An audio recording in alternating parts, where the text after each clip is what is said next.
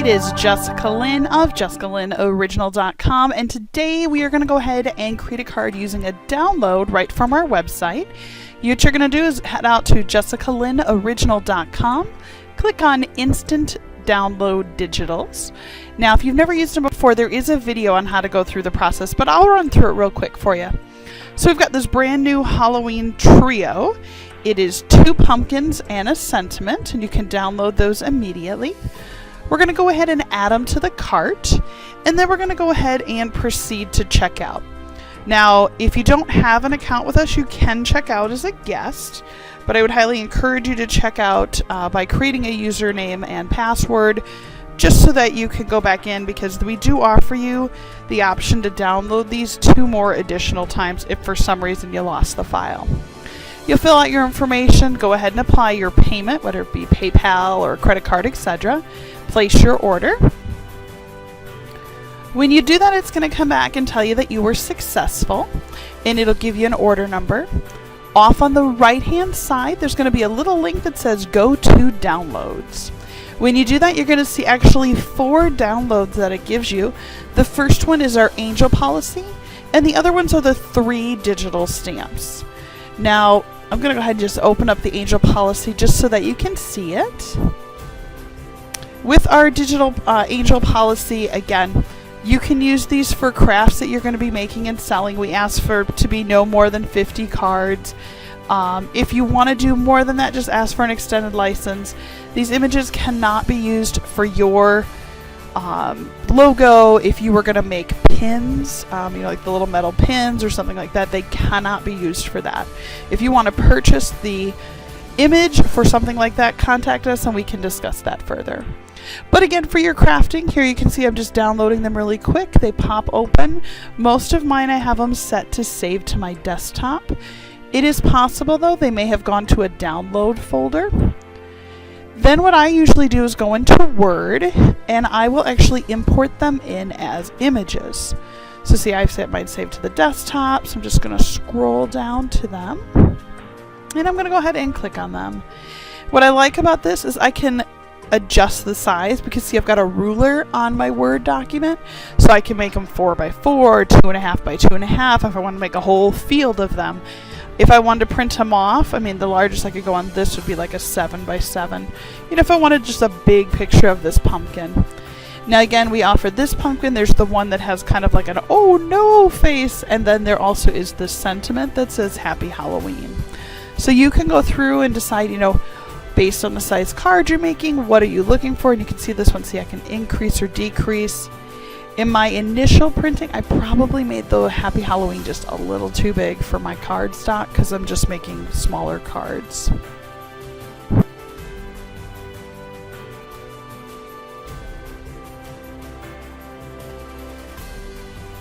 Once I have it set and I like the size, I'm going to go ahead and take it and just print it off on my printer. And I apologize I didn't take a video of that. But all I did was hit Control P, which then printed my page, and I put it on cardstock. And from there, what I did is I went and got my brother's scan and cut, because these are digital, so there is not die cuts. And what I love about the brother's scan and cut is that I can go through and allow it to find whatever I stamped on my page, scan it in, and then decide how much of a border I want. So one of the tricks I did was when I was putting it on the Word document, you might have noticed I put a little extra spacing between them, because I just want to make sure I have enough room to be able to clear that little extra of a 0.04 that I put around the outside of the card. Talked about this before. I do love my brother's scan and cut. I think it is probably one of my best purchases. I had bought it, I let it sit in my closet for almost 8 months, and then I saw a couple of YouTube videos and I went, okay, I need to learn how to use this, and now I cannot imagine my life without it. I'll be really honest. It's an amazing tool, especially for card making. It's just so much easier to get consistent cutouts. Now, the only downfall to it I find is that the mats get a little unsticky, so again, I just use a little tape in the corners, not a big deal. Whoa, I almost lost my camera there. A little bit of excitement right in the middle of the video, right? Alright, let me just fix that really quick here. Sorry about that. Alright, so we're going to go ahead and scan it in.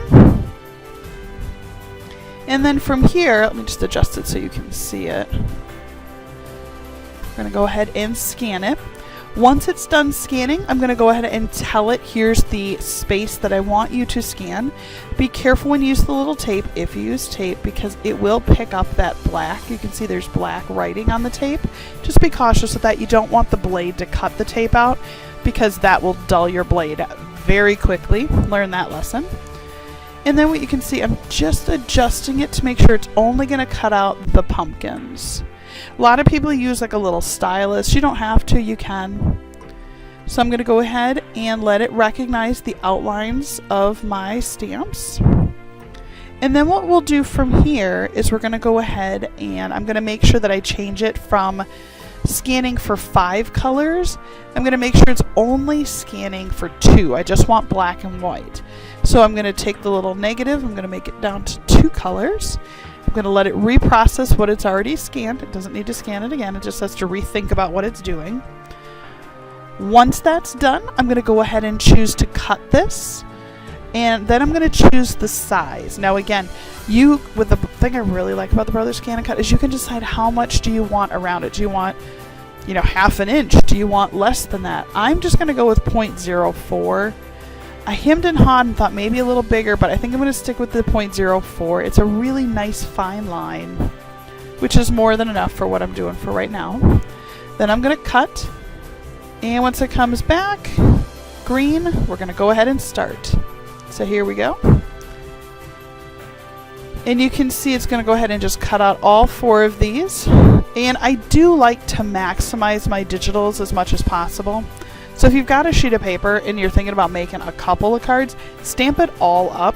Make sure you fill the whole thing with what you're going to do, and then send the whole thing through your Brothers Scan and Cut. If you wanted to go 1 by 1 by 1, you could, but I think you're better off doing a whole bunch of stamps on 1 sheet of paper.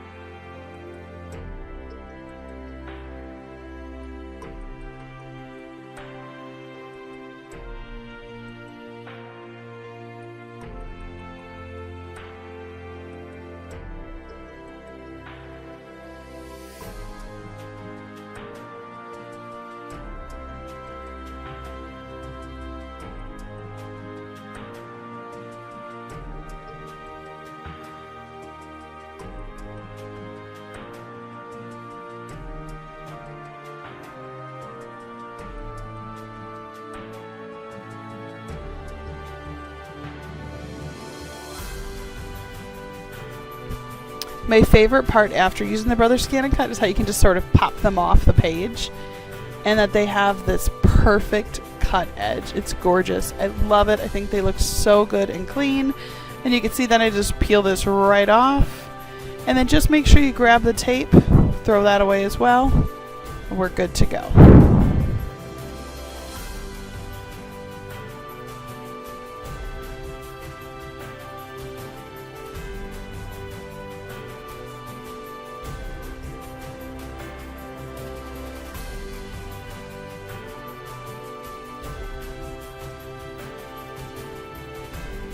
I will apologize now. For some reason, when I was zoomed in, my camera was not set to focus very well, so I'm just doing a little bit of coloring in with my Copic markers. You can see that I'm going to go ahead and build up first the orange, and then I'll come back in and build up some more shades, including some grays, just to give that pumpkin some dimension.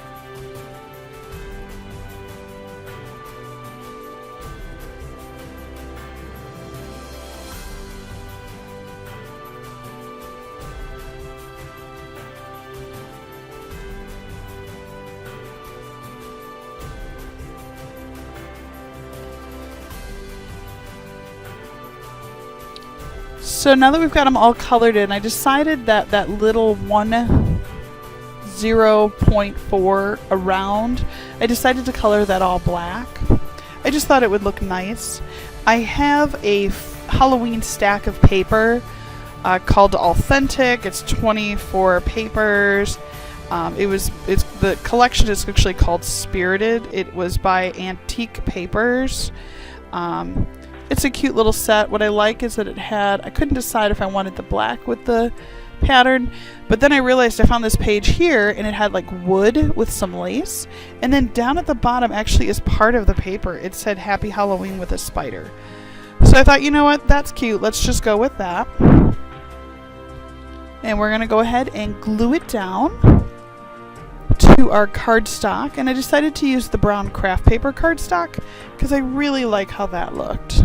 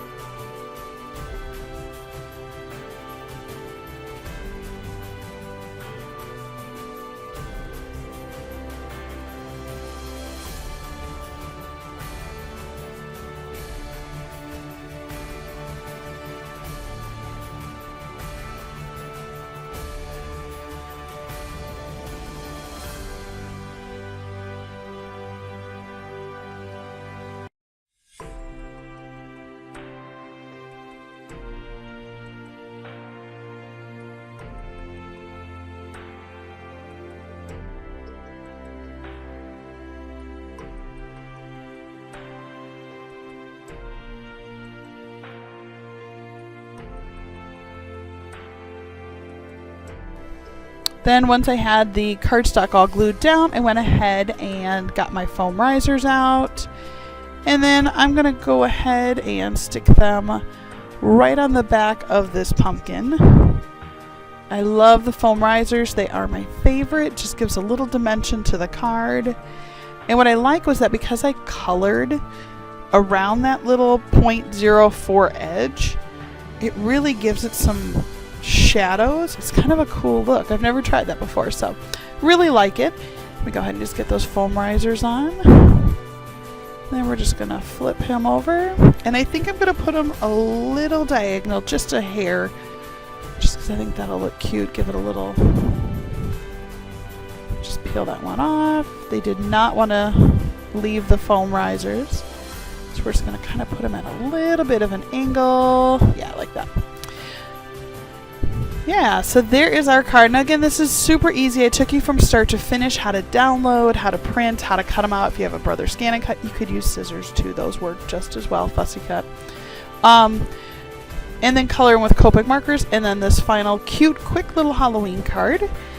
I do want to take a moment and say thank you so much for following us here at JessicaLynnOriginal. If you like what we're doing, please subscribe to our channel and give it a thumbs up. We'd love to hear from you down below.